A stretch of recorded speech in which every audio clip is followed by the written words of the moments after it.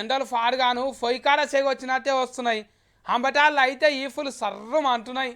పని చేయకుండానేమో కడుపు నిండా రాయే. ఎండాకాలం వెళ్ళేదాకా మనం మీరు బాసుకున్న కాశ్మీరం పోయి వస్తా. అయితే చల్లగా ఉంటుంది. బర్ఫ్ గడ్డల మీద ఆడుకుంటా.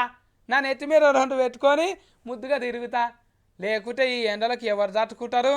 నీ ఎండల మీద నీళ్ళు పోయా. అగో కాశ్మీరంలో ఎండలు కొడతలేవంటాను అనకుండ్రి. ఎండలు కాదు, మొత్తం బర్ఫ్ గడ్డలే. నమ్ముతలేరా? చూసుకోండి ఇంకా. అబ్బబ్బబ్బబ్బా గీ ఎండలు చల్లగుండు గింతగానం కొట్టబట్టే ఫ్యాన్ కట్క 5 నెంబర్ల పెట్టినా కూడా ఉబ్బరిపోతూనే ఉన్నది. వర్షం అయితలేదు కదా అనుల్లా. కానీ గీ జమ్మూ కాశ్మీర్ కాడ చూడండి ఏమైతున్నదో.